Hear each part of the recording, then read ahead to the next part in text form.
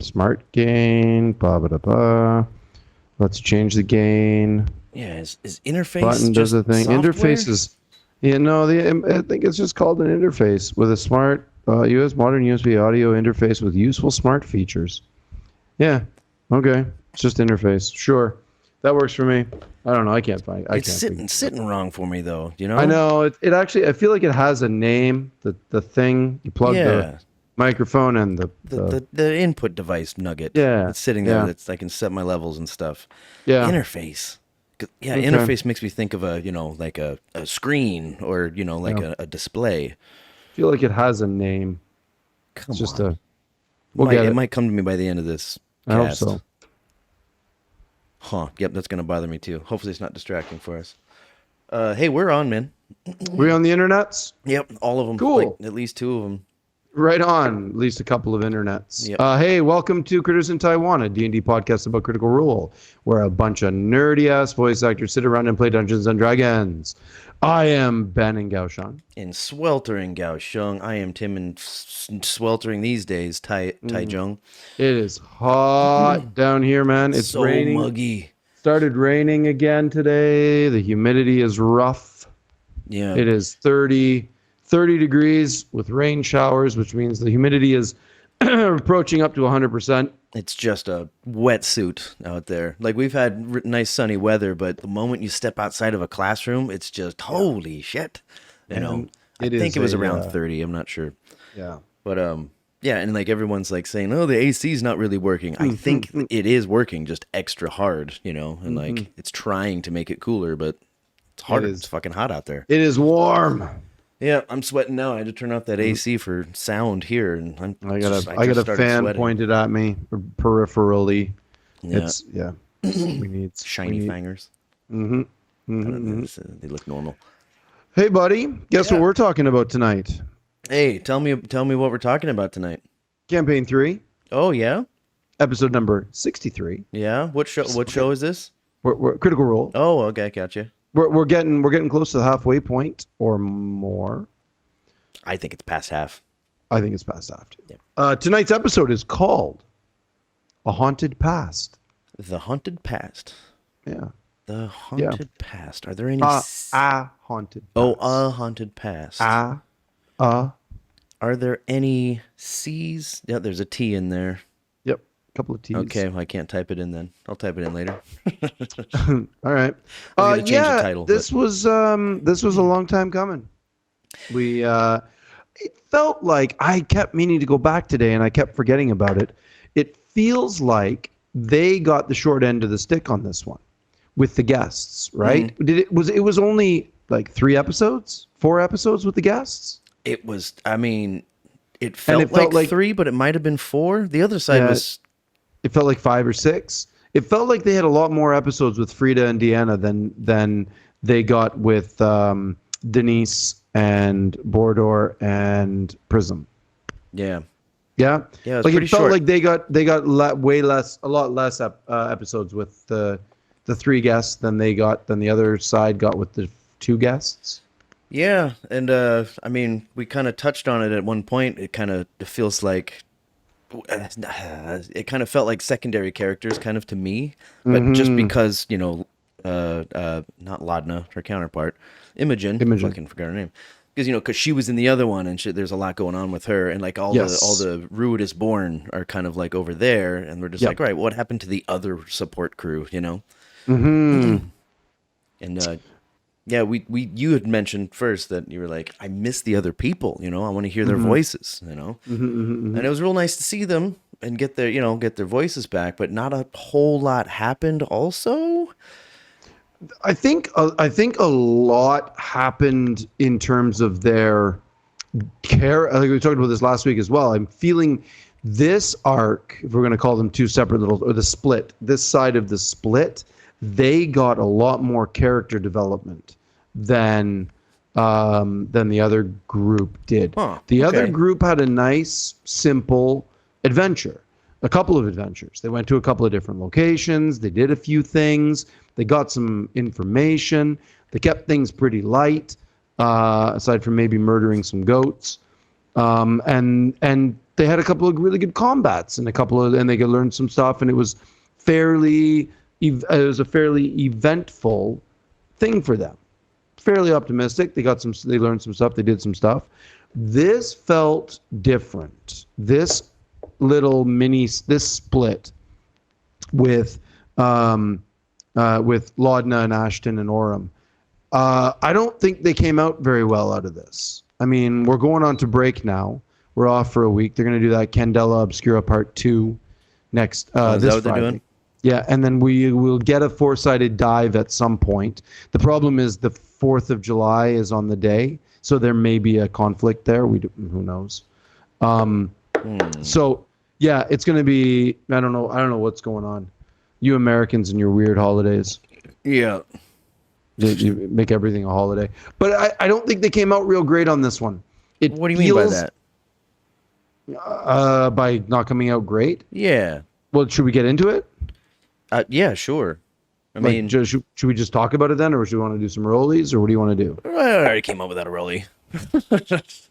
Like they didn't come out like you think they got short end of the stick? No, I think their characters came out real bad. Like they got fucked over as far as what happened with them. Yeah. Okay. I think that like if we want to start talking about it, Orem full on threw his moral compass away. It looks like Laudna's back in. Laudna lost control, and it looks like Delilah's coming back in, and she's got control now. Yeah. And Ashton has learned. I think Ashton learned a bunch of stuff about his backstory that he didn't particularly like. With the Gaudrashari about that it reminded me a little bit about the Mormons in the States with that kid the snake oil salesman that went off in the desert and came back with the plates and then started those golden plates that he came back with and then started an entire religion based on it.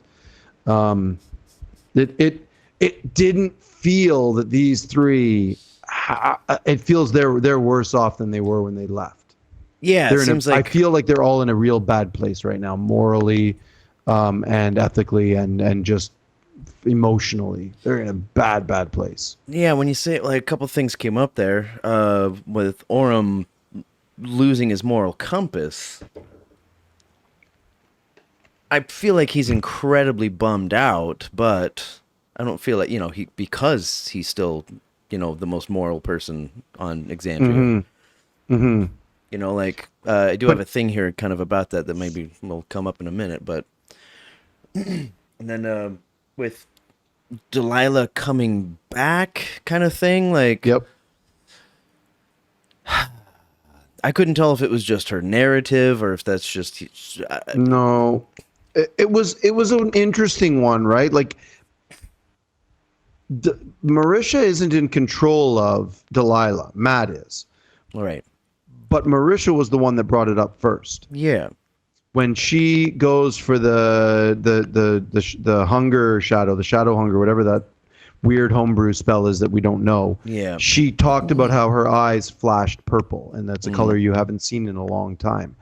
I'm really curious what that means, because she shouldn't be the one bringing up what her patron does. Matt should be. So I have a lot of questions about why she brought it up. Is it because she murdered somebody? Is it because she was going for the kill? She's done this before. It's not the first time she's killed people. Yeah. So or whatever. Like as Tarantino says, the most brutal murder is the strangling, right? Because you're right there. It's your bare hands on their neck until they die. Yeah. Maybe it's written in the spell. It's like if you choose to use this spell, there are repercussions based on where you came from.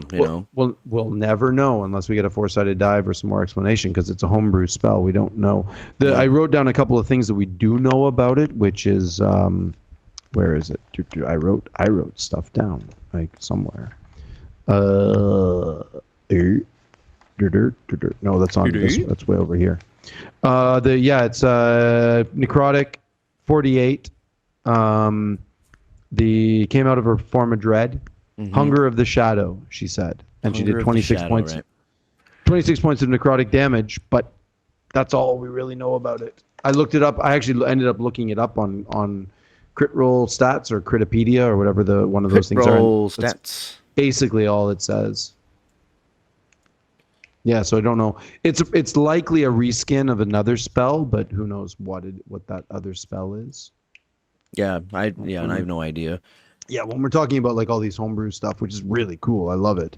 It makes it way more at this point in the Critical Roles run. It's way better to be using homebrew stuff so people can speculate and have stuff to talk about than just saying, "Well, I cast Lightning Bolt and I cast Fireball." And Liam sort of started that up with campaign 2 with the Widowgas Web of Fire and all those fun things when he started realizing that wizards can make up their own stuff. Okay, let's go.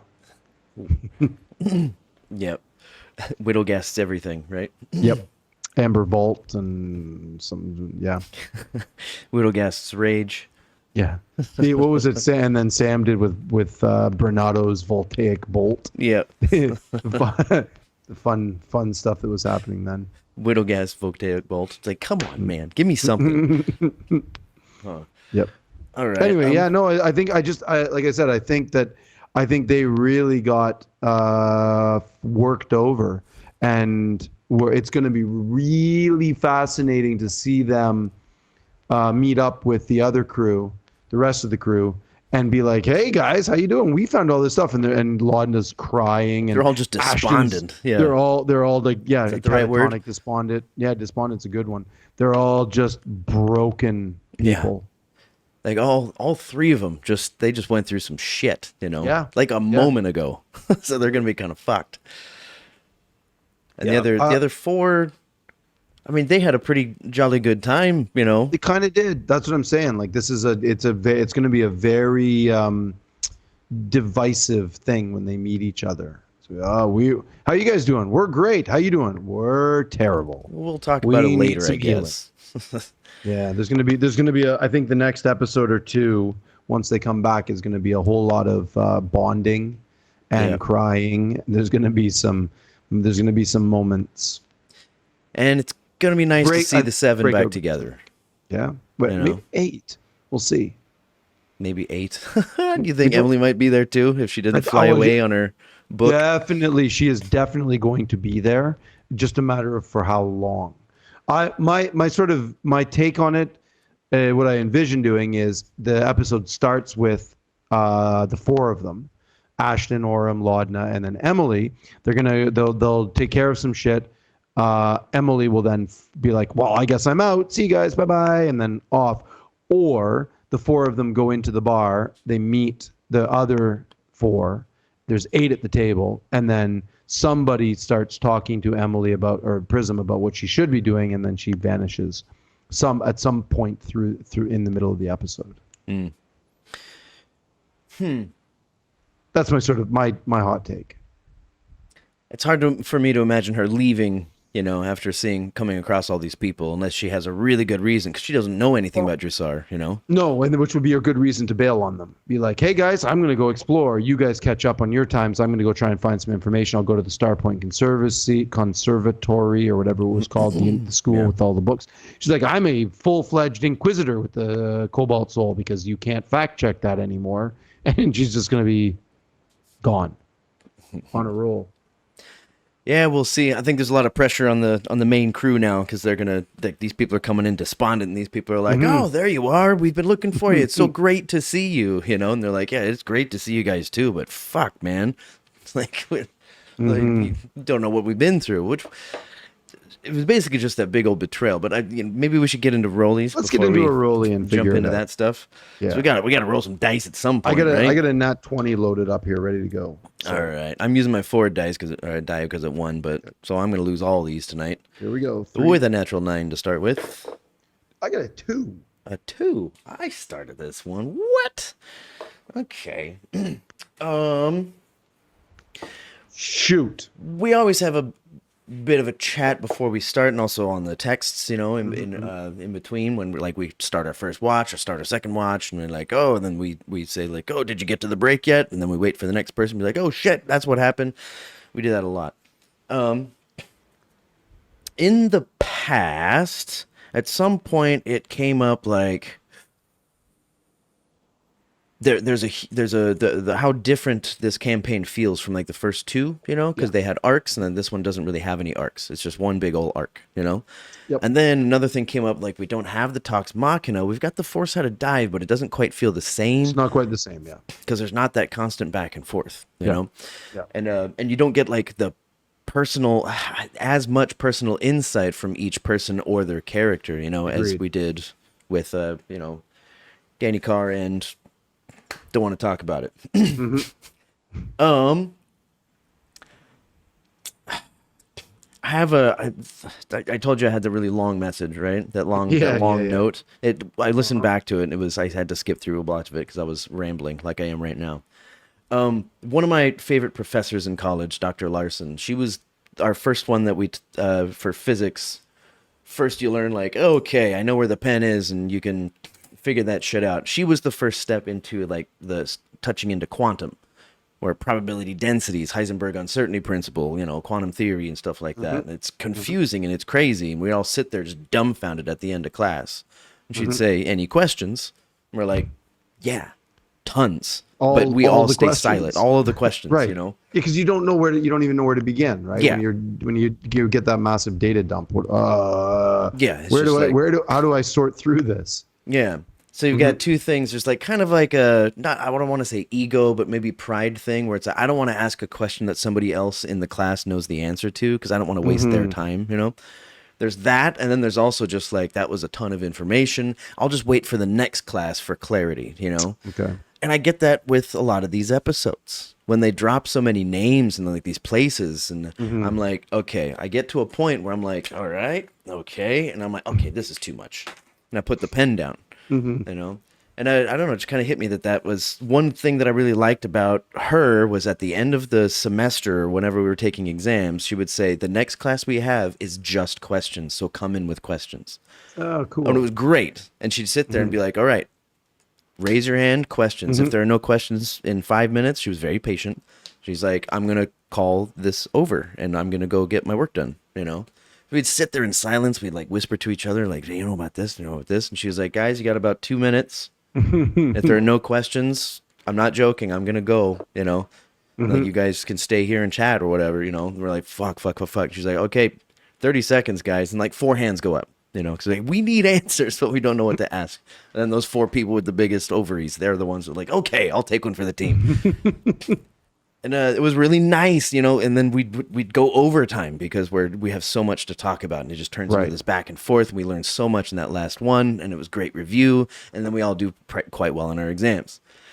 The analogy here is without that last class, without these like direct back and forth things like with Tox Machina that used to be, and then the live meets sometimes, there's no live meetings this time, and a lot of the questions were stupid, just like, if you were a cereal, what would your mascot be? It's like, fuck's sake, But there's none of that. So I feel like all I've got is you, and I guess the occasional person that comments and shit. And like, this is the by only... the way, we don't have any this week. Oh, okay. Nobody commented. No prompts. Nope. Yeah. But that also made me think, and this is really tangential to the whole thing, it just kind of snapped and came to me, is that I have lots of questions. I just don't know which ones to ask, and I'm just going to kind of wait until the next episode. Or a lot of times you'll bring something up because you're still on the chats and the Twitters. Yep. And so I'll just wait for you to say something. I've got all those same questions as well. It's just, I'm like, what does that mean? What is this? What is that? Where is that going to go? And people speculate, and then you scroll through a bunch of different people saying things, and then a little nugget pops out, and I'm like, I might agree with that one. That's a fun one. I think I'll just answer that with, I think they're doing this intentionally.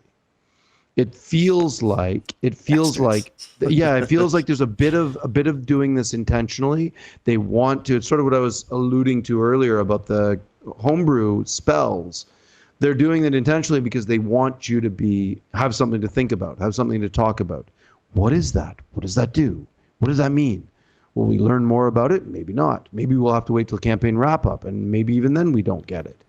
And it's kind of, I kind of like it, and I kind of don't. I'm kind of with you, where it's a little bit, it's mildly infuriating, but it's also kind of fun to not know all the answers. Yeah, it is. But the one thing that bothers me about it is I don't know like which things are going to be like a red herring, or which things are like things that we discuss that are like a waste of time. But it's not a waste of time. It's just detail in the game, you know? It's like doing a side quest on a video game or something. It's like, it's not a waste of time. You still get something out of it. It's entertaining, having fun. Right. Because at the end of the day, what are we doing here? We're having fun, right? Yeah. And even in watching it, what are we doing here? We're supposed to be having fun. It's not supposed to be irritating. It's not supposed to be unpleasant. It's not supposed to be uncomfortable. We're supposed to be along for the ride, which always, one of those things that always makes me laugh when people, especially in this episode, people were, again, I love to watch the chat on my second watch, and I've been keeping it these past dozen or so episodes. I've been keeping it open the entire time, just letting it fly by and sort of reading and listening to what people are saying. And it always makes me smile when people when they type into the chats like, oh, I'm bawling, I'm so upset, I can't believe this is happening, I'm crying. And I'm like, I dig it. I get it. You're along for the ride, and you're part of the emotional roller coaster. And I think that's wonderful. However, you get your kicks out of this. But at the end of the day, don't forget, they're not playing this to be uncomfortable. They're playing this game to have fun, right?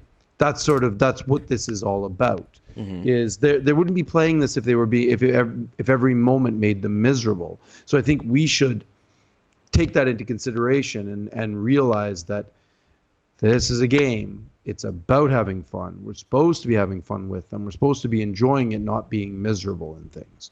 Not a lot of people in the chats, they comment about how, oh, I can't believe they did that. No, don't do that. No, I can't. No, this is awful. And people are commenting about how terrible it is and what a terrible decision and what this is so bad and that. I'm like, stop. Take a minute. Just stop. Just stop and pause. Not stop, just pause. Take a deep breath. Get up, walk around, go outside for get some fresh air. Take a breath, and come back and enjoy it. I don't know. That's what I do. Well, yeah, you know, like I've never been so worked up over any outcome of any kind that's happened in this show to need to pause and walk away and compose myself and then come back. That's never happened. Even the worst things that have happened in previous campaigns or this one, I've been fully engaged and smiling and loving every minute of it. Oh, yeah, sure, of course, yeah. Delicious. It's wonderful, yeah. Even the harsh moments, the hard moments, you know. Yeah, they're fantastic, but sometimes I do just like, God damn, hold on a second. Like, I'm not upset in the bad ways, you know. I'm upset and like, oh, gosh, I really care for that character. I hope it works out. Let's go take a break. Let's go buy some orange juice, you know. Okay. But yeah, there's been a lot of heavy stuff. I'm like, you know, like I don't want to spoil everything, but you know, the heavy moments in the past two campaigns. Not a ton of heavy shit in this one. Even like when Bertrand died, like I kind of saw it coming, you know. For sure, we all did. Yeah. Yeah. Yep. Yeah, but there's been some good. There's been some good reveals. I mean, Imogen going after her mom, and the Delilah stuff, and the FCG's figuring there's been some fun backstory things that have been nothing like the revelation that Caleb killed his parents or the sort of those kinds of Molly dying and spoilers, whatever. Those, I mean, even in campaign 1 with Scanlan losing his shit at Sam, what's my mother's name?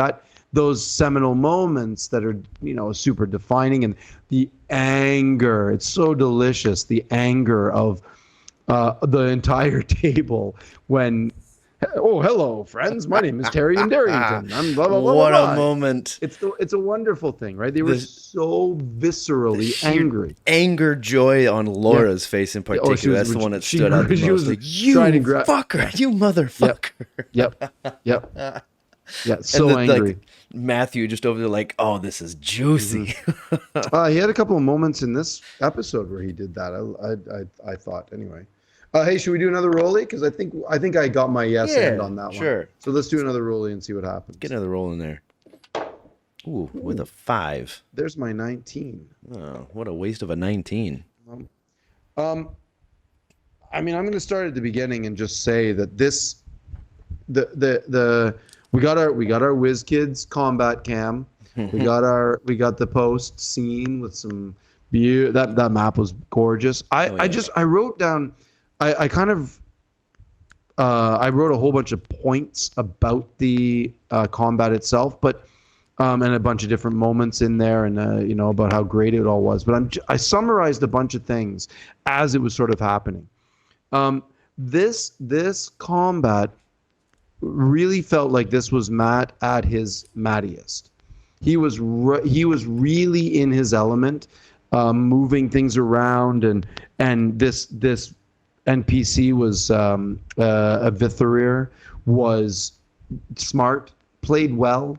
He is like, nope, I'm getting. I mean, there's all those counter spells, and he's like, nope, I'm getting out of that. That was fun, extricating myself from that situation.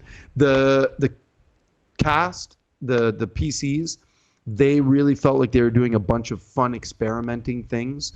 The flow of how they were sort of moving around each other, and like the snipers like Laudna and Prism at the back sniping, and Ashton and Denise as the barbarians in the front, Orem sort of floating around, Bordor being sort of at the back as a like sort of ranged and melee, and the flow of how that worked together and the way they moved around in the battlefield felt really good. It felt clean. It felt nuanced.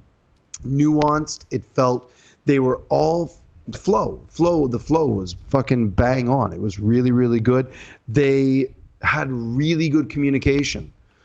They were really using free actions. They were using bonus actions well. There was some wonderful moments in that.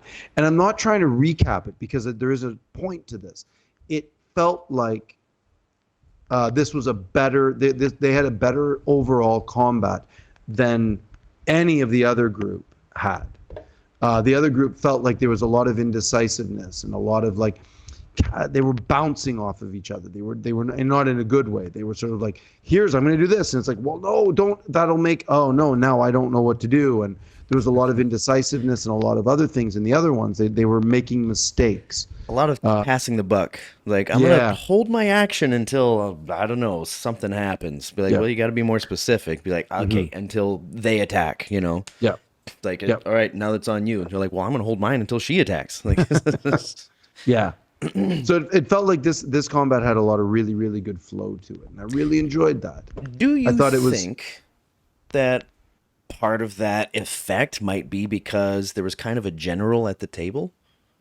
Like, Emily is very well versed, isn't she? I mean, she seems brilliant at this table. Yep. The things that she says and the ideas that she has, it just Clever. comes off. I don't know a whole lot about the game, but when she says something, it's like, that's probably fucking smart as shit. Yep. Which is probably why BLM is like, God damn, like she's really good. Like, Yep. Well, So it was like there's that moment there where I actually wrote it down at 1 hour 36 48 seconds. timestamp GIF. I'll counterspell his counterspell. Yeah. And then like right, and then Matt just sort of That's has what I was that. saving it for, right? Was that moment? Yep. Yeah, because like Laudna counterspelled, and he was like, I'm going to counterspell that. And she's like, 5th level, right? Was that No, that one? the fifth level was on the cloud kill. Oh, right. That was a little bit earlier. That was This is on the when fireball, he's like, right? Wait. and he breathes out, and it's the cloud kill. No, it was definitely the fireball. She counterspelled. A Vitharir Laudna went for does the counterspell. fireball, and then Laudna counterspells the fireball, and he's like, well, I'm going to counterspell the counterspell, and then Prism's like, I'm going to counterspell the counterspell of the counterspell. It was on the fireball, right? It was on the fireball. One of them, she was like, I'm going to counterspell at 4th level and roll the dice. That and was rolled, the first and one. we take a gamble. That was the first one. She did rolled like 3 counterspells, and Yeah. one of them. Oh, at okay, fifth that level. was all right. The other one she did at 3rd level, so you have to roll. I love those counterspells, man. It's kind of crazy to have 2 people in the party with it. Well, that was my point, right? Is that like Matt recognizing, a counterspell only has a 30-foot range, so I'm getting out of that 30-foot range, so then I can start casting spells. 60? 30. Only 30. 30, yep. Yeah, you got to be close. Somebody in the chat said something that made me fucking laugh. I was like a proper LOL. Somebody wrote down, well, this is what high-level wizard fights are. Crazy people gesticulating wildly, shouting gibberish until someone hits the other in the face with a stick. Because it's just, I cast a spell, I counterspell it. No, I counterspell it, counterspell. No, I'm gonna do this. They're just screaming at each other, face to face, and then finally one of them walks up and goes, donk. It's like, shit, that was you effective. You can't counterspell a stick. Yeah. Just, they can try as much as they can, as much as they want. Right. It made me properly laugh. I was like, you're onto something there, fella. It's funny. It's like silvery barbs only works if it's a really good swing of the stick, right? Yeah. Yeah. It's like, this is going to really hurt. And be like, silvery barbs? Be like, all right, well, it's going to hurt kind of. Or miss a little bit. Or miss a lot, yeah. Yeah. Yeah, so I think that this felt really good. All of it felt really good. Yeah. Until it wasn't really good.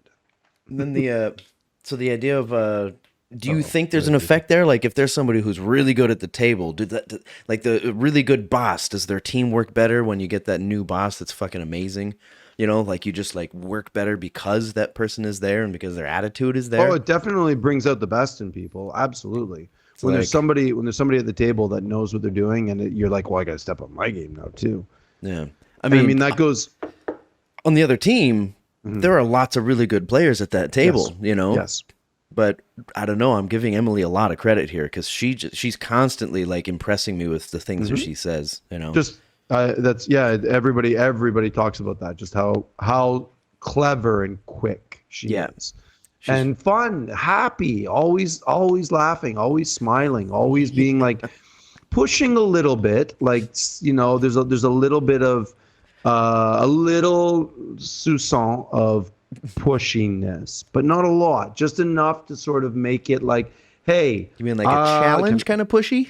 Yeah, exactly, like a challenge. Like, I want to do this. Can I do that? Okay, no, then it's all good. Yeah, okay, then I'm gonna go do this.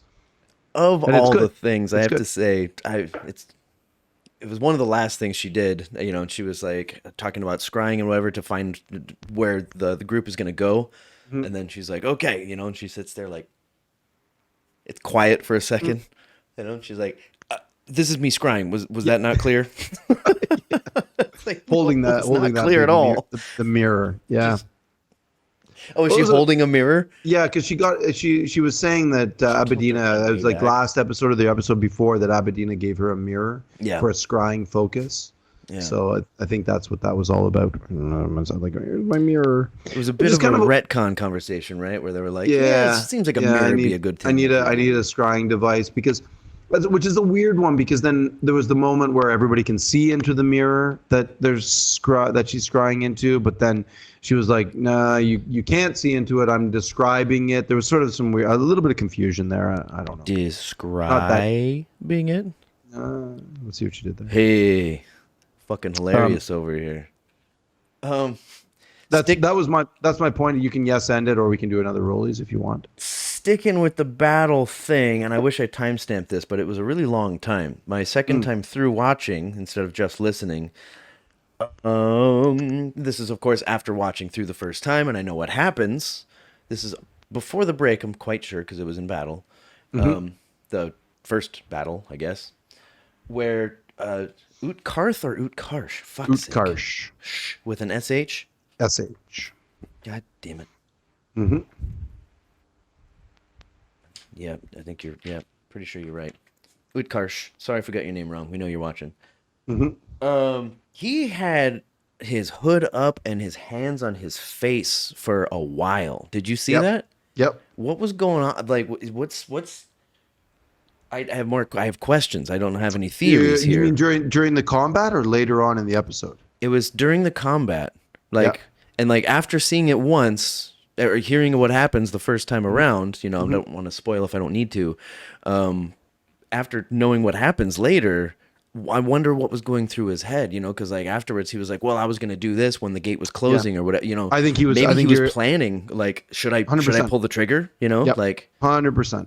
Because like at this point he might have some a chance because he would have when can I do it? When can I go ally, here? you know? When can I drop this? Yeah. I think so. I think it was crossing his mind. He sort of Just at the really very end of the covered up. episode, he kind of mentions that a little bit. He's like, I was gonna do this, and then I was gonna, but I didn't have the opportunity. So I think he was contemplating it at several points. That fight But or I think flight, just like I don't think it. I think he was waiting for it smartly, probably wisely, waiting for the opportune time that never arose. yeah. It's like, dude, it's not quite right yet. I can't really. It's not. No, not now. Not now. They're not. The battlefield wasn't set up the way he wanted it to, or something wasn't quite. But I think he was definitely watching and waiting, and he definitely, and Matt did too. I have notes about this. They definitely were ready for this to be the episode when it would happen. Yeah. Matthew didn't look surprised at all, but Well, no, nor does he ever. If I can, I'll just say it. Like he where the hell was this? That was right here. Matt sort of go at 2 hours 43 minutes and 7 seconds. Timestamp give. Matt says, "Everyone's paying attention." He does? Yeah. Oh wow. Yeah. He asks the table, "Everyone's paying attention." Give me the timestamp again? 2:43. Oh, okay, second half. All right. Yeah, second half. It's after the break. 2:43:07. Matt says, "Everyone's paying attention?" Question mark. Okay. It's one of those. I wrote it down because it's a wonderful note as a DM to sort of be like, you don't have to say, "Hey guys, Utkarsh is paying." Bordor is talking. Yeah. Is everyone watching Bordor? Is everyone, guys? Are you watching this? Are you seeing? Everyone, pay attention here. It's like, no, it's like everyone's paying attention. And they're all like, yeah, okay. And then he's like, and then he tells the story. It was a really good moment of clarity, I thought, at the table, where it doesn't give anything away. It's just like, come on, guys, pay attention here. We're all somebody's talking. Don't talk over somebody. Yeah. Right. It's a good little moment there, because he definitely knew this was the moment. This is where it's going. This is what's happening. Yeah, because like the first time through, it happened so suddenly. You know, I didn't even catch how like. I missed the first time I was walking that how he was telling a story about how his mom did this, and then he just says, "And I do that right now too," you know. And I'm like, "Wait, what? You know, like, what do you mean you're doing that right now?" I could feel it. I could feel it was coming. I'm like, "Here it comes. It's gonna drop." I was granted not expecting what happened, but I was definitely expecting him to drop it right there. So yeah. Man.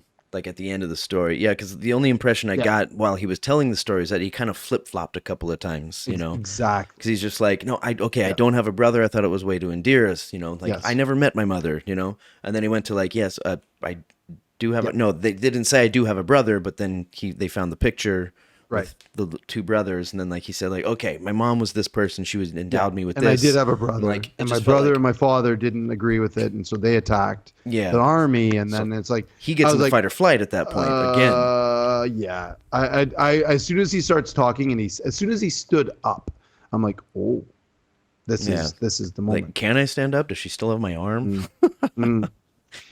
Yeah, I got some things to say about that too. I do too, but I don't necessarily need to roll for it because I don't have them written down here. I do. So I'm just going to say them because go ahead. This brought up a bunch of. It brought up Amy says that's my next name. Yeah. So should we just talk about it because I didn't like it at all, and I don't want this to come off as super negative. But it is. I'll take the bullet for that one. I don't mind. It's all good. No. I wrote it down too, and I wanted to talk about it. Denise, so Ashton says, these are my notes. Ashton sets up the camp, makes a fire, and Denise says, I've got your slingshot. Slingshot. I've got the sling that you've got. And she's like, I got the sling. And then Amy says, and as he reaches to go get it, and as soon as she said that, I'm like, you can't do that. Yeah, that's not how this game works. You're taking away agency.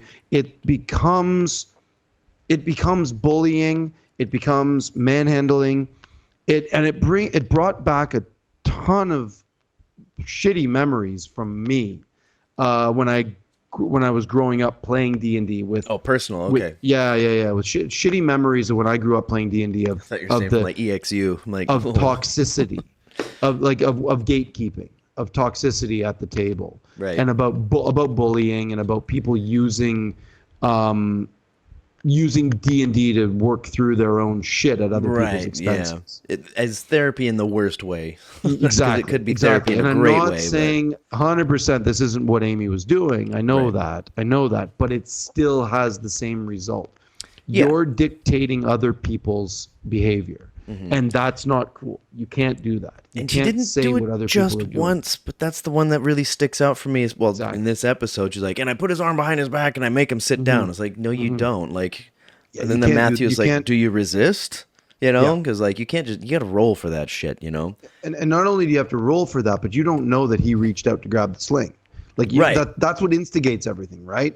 And it could have been again, it's slightly benign because you're like, I hold up the sling, and Border be like, okay, and as he reaches to get it, she didn't pause. She didn't give any time. Yeah, she just didn't give says, and anything. as he She's reaches for as it. he reaches, I hold up the sling, and as he reaches for it, I grab his arm. Yeah. I'm like, You just said like 3 things in a row that you have to roll for.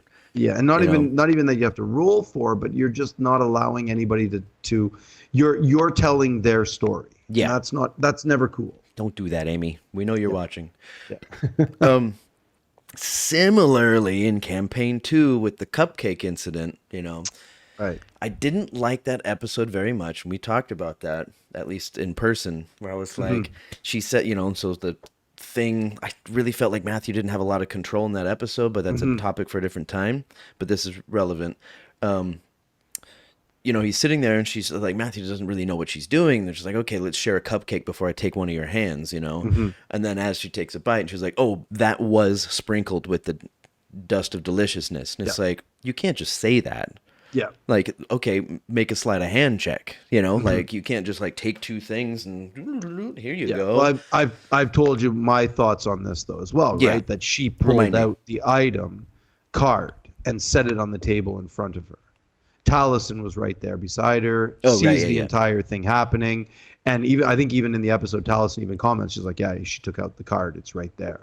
She's Sure. fully intending for that to be the result, and in my mind, that's 100% acceptable. That's fine. Yes, Okay. yes, the All DM should know these things, but in this situation, there's. In this, I think it's this episode or the episode before. I think it's the episode before. It's not like playing Magic the Gathering or Uno where you just like put a card on the table and it's in play now. You kind of have to mention it, don't you? I think so, but I also think that there's a time and place for everything, and that was a time and place where that is acceptable. And I think it's not even that it's acceptable. It's fine. There's nothing wrong with it. Definitely fun, for sure. But it just kind of rubs me the wrong way that she said, oh, this had happened already. But like, you're kind of, it feels like you're retconning, feels like you're just trying to sneak one in there. I think if this is a trust thing. If you trust everybody at the table, then it's totally fine. There is no problem there at all. Yeah. It was in those early days, it was dicey. So I think that's where it sort of comes into play. But now, like there was a moment last episode where Liam asked Taliesin to roll a wisdom save. Yeah. Right? That was odd. It was right, exactly. But that's trust, because you watch Matt's expression at that point and he's just sort of nodding. He's like, yep, absolutely. Yeah. I trust. This is not a important campaign-wise event. So this is just let those players have their fun.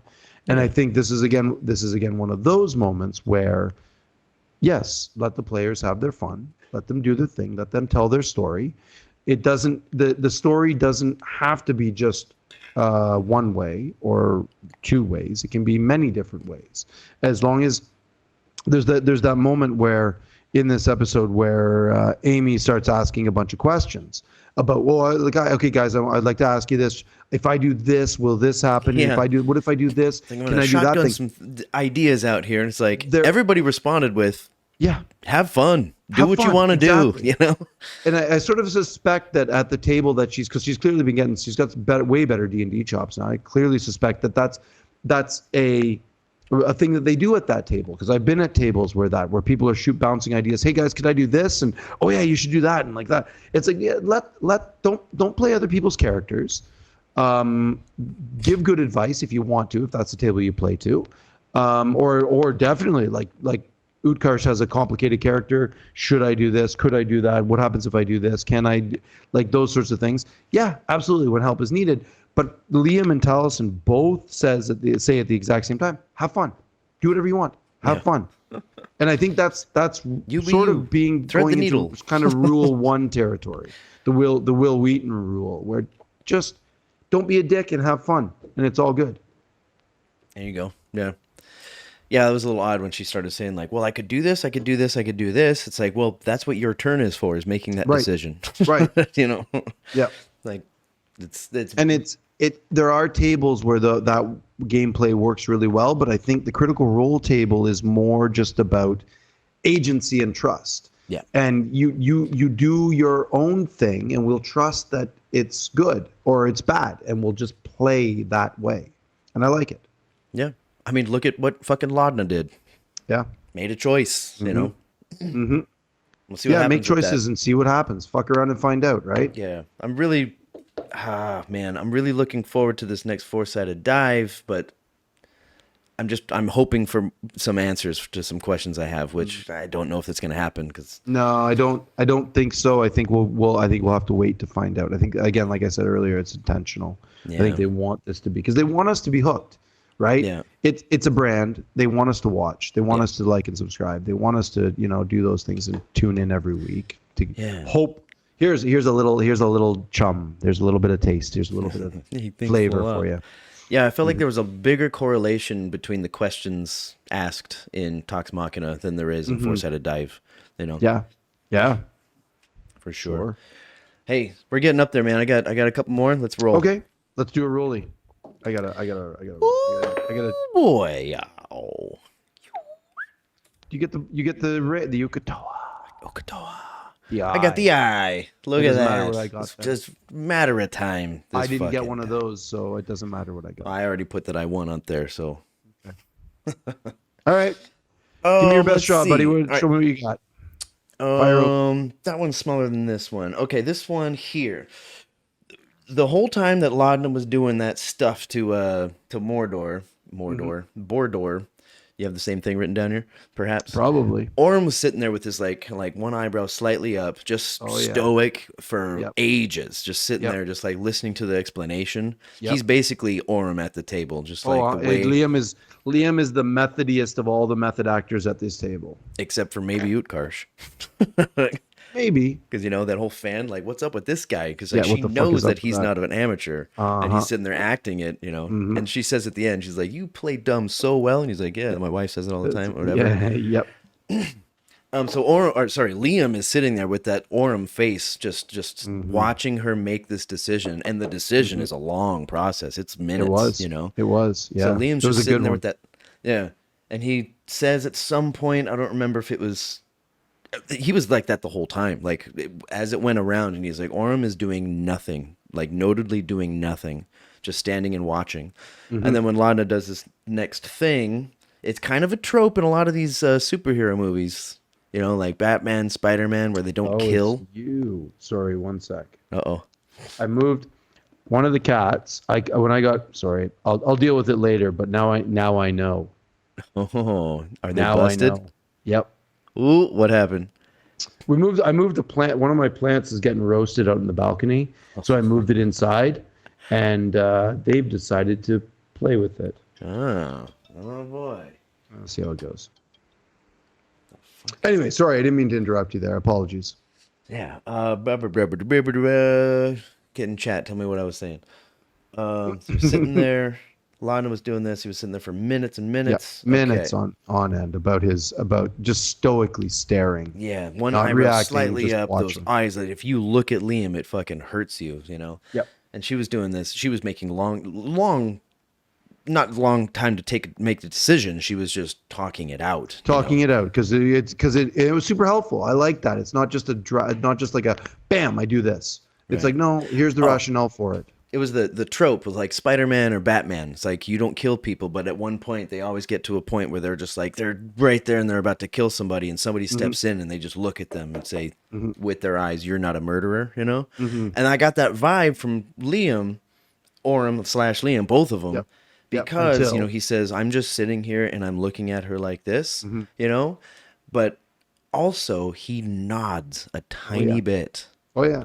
Right after he says that, same face, but he just nods a tiny bit. And I'm like, wait a second, what is this? Is this like, go ahead and kill this fucker, or is it like you know what to do? Like I trust you, Laud. Like what, you know, what does that tiny ass little nod mean? Is it just him going from Liam to Orem, and that tiny little separation between Liam and Orem was just like, okay, now I'm in character? What was that tiny ass little nod that Well, the nod was it was like the nod was 100%. The nod You're was 100% on this? I'm 100%. like 10%, 10 different things. No, I'm like 100% on that. Nod was whatever you do, I'll accept you. But he's a wreck now. Yeah. Yeah. That's what I said at the beginning of this. He's thrown his fucking moral compass to the wind. It's gone. His comment of "we're at war," throws the locket on the corpse. Like, It was a big moment. Orem is fucking shattered. He's broken properly, and it's going to take a lot to rebuild that. If he even wants to. This is what I was saying about earlier at the beginning of this, is that they've gone through the fucking spin cycle, man. They've been wrung out and shattered, broken, trashed. They're in big trouble. I still have my faith in Orem just because he's such a strong character that he's He's trying to make Laudna feel a little bit, you know, like, hey, think about what you're doing. He never once through this arc, little split arc, whatever you want to call it, asked if he could scry on the leader of his tribe, Keyleth, to see if she's okay. Not once. That's what a good soldier would do. But he didn't. Why? Yeah, they don't know if she's alive right now. Exactly. Why wouldn't he do that? Because he's done. This is war. Fuck. Now, of course, I'm giving Liam the benefit of the doubt, saying that he has considered this. I think so. I mean, you could He's probably really say good, you know. But you could probably think that, maybe he's just sort of forgotten about it, and right, because players forget things. I don't think so. Shit that comes I think out it's a conscious choice. I think he Force doesn't Edit want to Dive, know. you know. I think there's a little bit of I don't want to know, but there's also a lot of if I assume she's dead, then I just need to rock through my life and just fuck everything up. Mm-hmm. But a little bit of both, maybe a little column A, a little column B. That's my thoughts. With FCG on Dancer, you know, it's like, why haven't you scryed on her? Because you can scry anytime that you want. Yeah, that's the slightly different situation. Sam because kind of not really thinking about it. I think that's FCG not wanting to know. Yeah, because that's how they played it out, you know. Yes. But yes. I was like, I hadn't thought of it. And I was like, oh, good point. Like, why don't you just No, scry on her?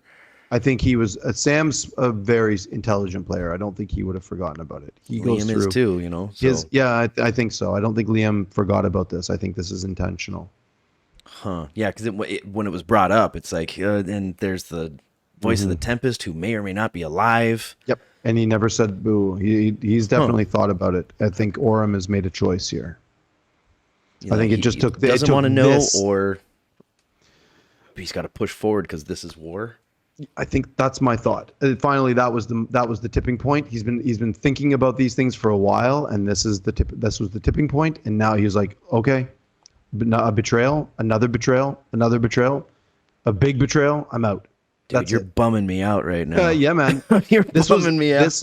This was a serious episode. I'm telling you. There were repercussions here that we're going to be dealing with, and intentional. These are intentional. To break someone like Orem, I mean, you know, he went through a lot, you know, already, and then just to see these betrayals after betrayals in this war, it's like, fuck it, I'm done. Oh, that's killing me, dude. I think it's intentional. I think that they've made Liam made huge character choices with Vax way back in the day to go through the ringer as well. He started with Caleb having already gone through the ringer, and then there's supposed to be a redemption arc, whatever. This is again, I think he's gone back to the old playbook, and he's like, here's a wonderfully good character. Although I guess you could say Vax was sort of morally gray. Orin was definitely a good character who has been turned, and this is the turn. I think we're seeing it. I could be totally wrong here. Jeez. Yeah, but if all that's true, holy shit, man. Like, that's a Just bummer. thoughts, man. They're all just thoughts. I don't know. Was that a yes and, or was that just my... No, I could use it as a yes and. I got one more quickie. That's what she said. Yeah, no, I think it's all. I think it's okay. Yeah, because look, I know you're busy. I got this phone call I just missed. I'll do another rollie. All right, let's do one more rollie. Okay. And then I gotta get out of here. Mm-hmm. Oh, with a nice little 4. I got a 15. Man, just wasting those big old numbers, are you? So yeah, sure. I just want to give props to I think this is going to be a long one because there's a whole bunch of stuff. I have an entire page about this. That the Matt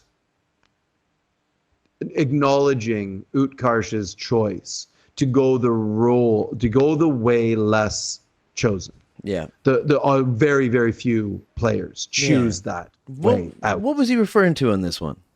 Most players would be like, no, I give up, don't do it, I'm gonna run. They flee, they get out somehow. They plead for they beg for their life. They try and he fully went out as a like, nope, I'm done, kill me.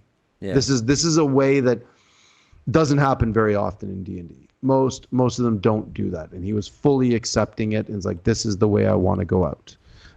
And chat at this point, even when it was right when he tried to do the polymorph and then Laudna counterspells and then goes into the form of dread and does the thing and then gets the how do you want to do this. Chat all through that was 07, 07, 07, 07, 07, 07, 07, just a constant stream of 07. Yeah, I didn't know what it meant either. I thought you might know as a gamer, but it's a thing.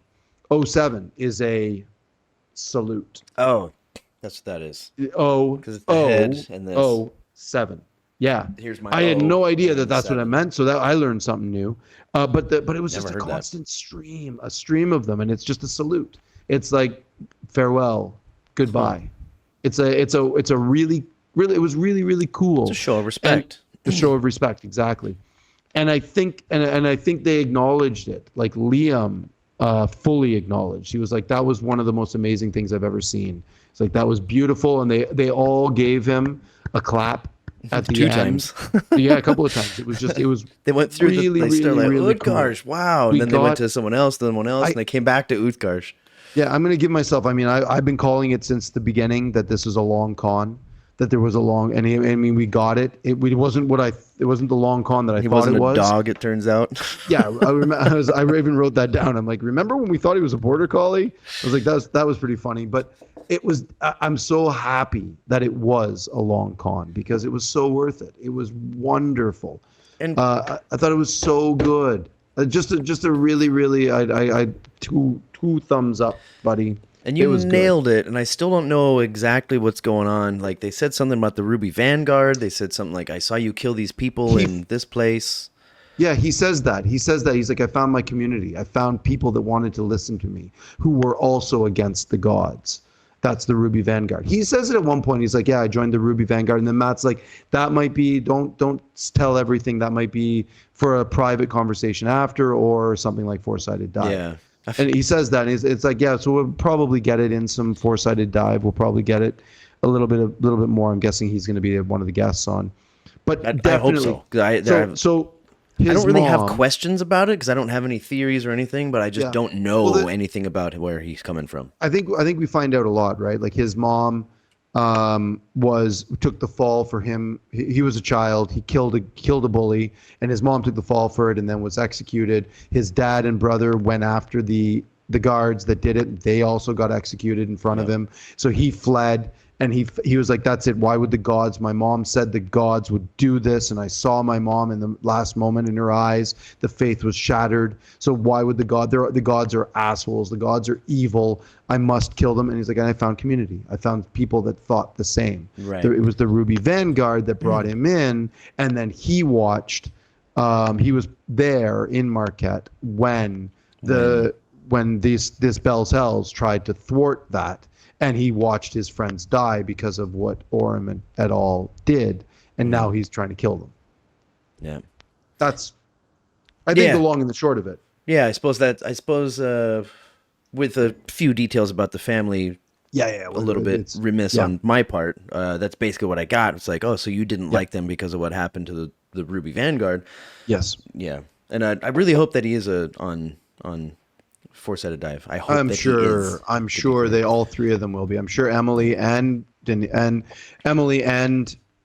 Amy and Utkarsh, they all three of them will be with. Oh, that's right, because they just had the two, but there's four Yeah. people. Are they going to have a weird episode where there's five people? No, I Three think they'll guests do and one. two. It would be really fun if it was Matt. Yeah, if it's just Matthew and the other three, because then Yeah, they could that's ask him that's directly, can I give this information? Yeah, that's the Four-Sided Dive I want to see. Make that happen. Make it happen.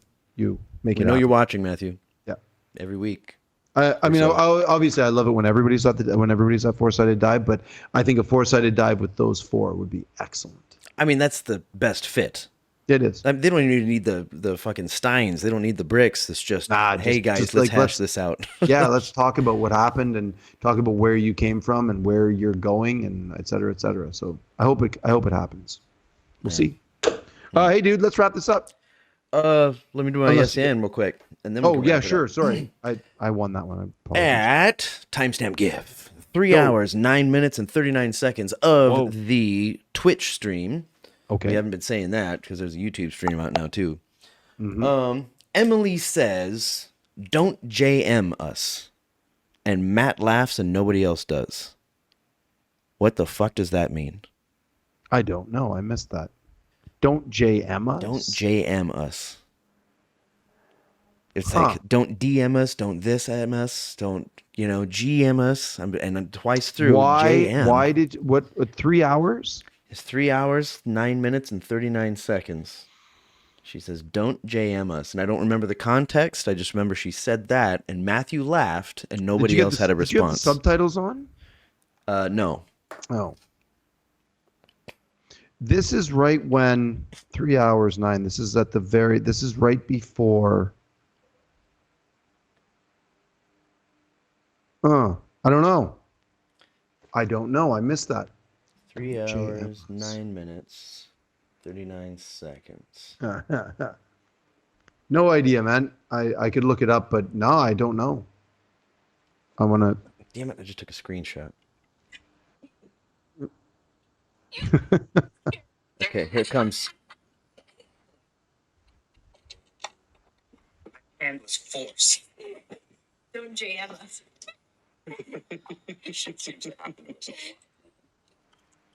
I don't really know the context.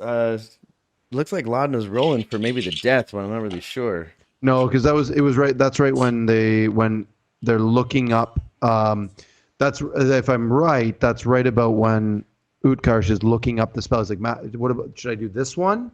And he's like, no, the second from the bottom. And he's like, oh, okay. Oh, right. When he gives him the polymorph suggestion. Right. Like with Marisha, it's like, you want me to help you and you're trying to assassinate? yeah, that's a fun moment. I like that. Don't JM us. Matthew chuckles a bit and nothing from anybody else. I thought I don't know what that reference is. And chat's not saying anything about JM. No idea. JM. Oh. If any of y'all know, get in touch down there in those comments. Best way to get in touch with us. Speaking of which, hey Ben, we're busy folks. We got to get out. Yeah, I got to get out of here. Yep. Got a phone call here just a minute ago. I don't know if you heard it. That's the guy who owns the place that we're doing our little sneak peek at the album, which is finished now. We got our Yay. final masters in, and we're fucking stoked Awesome. with it. Awesome. It's nice to have an engineer who like listens to the notes and does the changes that we want, and then if he doesn't make a change, he tells us why, and we just like, oh, that's way better, you know. So Cool. like, yeah, it's wonderful. That's it. That's good. Yeah, it's a great relationship, communication, and great sound. Fucking hell, man, can't wait. Communication's important these days. Yeah, turns out learned that in the lockdowns that we almost never had. Yeah. Yeah. Anyway, hey, let's close this out. That's on you, man. Right? What? Or is it on me? It's on you. I do the closing out all the time? Yeah. Damn it. Okay. You okay? Uh-oh. Oh, I'm thinking of the intro. That's what I'm thinking of. Oh, But that you was- bring it that was in, I bring early. it out. Okay. That was that's right. earlier. We're now later. Oh, okay. So time is linear mostly. Is this what they keep saying, like cause and effect? No, I think it's just time going in one direction. Yeah. It's more like that. Mostly. I gotta check my degree. Hey, follow him on all the socials at Ben Greenspoon. Jeez, That's my name. it's the whole thing. Ben Greenspoon. It's all of that. It's all of that together. That's his socials. I'm drummatucka Instagram. Got this album coming out, so get in touch on Instagram or stay in touch on there. I don't like to tell people to like and subscribe. Then don't. Because, you know, like, who am I to tell you to change your algorithm, you know?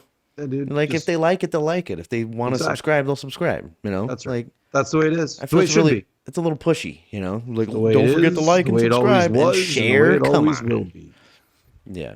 So, I don't like adding that to the whole sign-off thing. Yeah, but follow us, sure. If you want to keep in touch about whatever we're doing.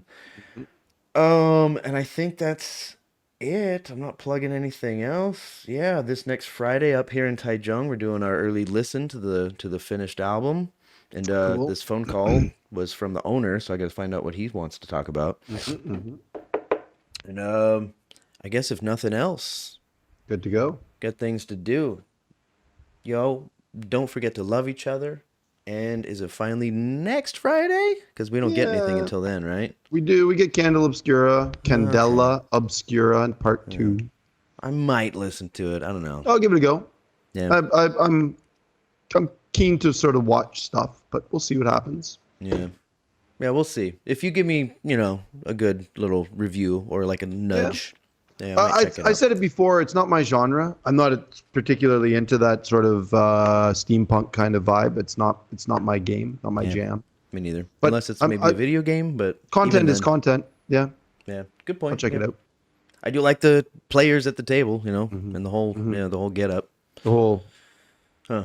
All right, well, you know, yeah, I might check it out. All right, buddy. So, is it finally this or next Friday? And don't Whatever. forget to wait. I already said that. Wait, no, did I? Don't You forget did. to love each other. You did. And is it finally? Oh, that's right. All right. So don't forget to love each other. again. And is it finally this or maybe next Friday? Or something like that. Yeah. You should probably do this next time. Peace, everybody. Peace.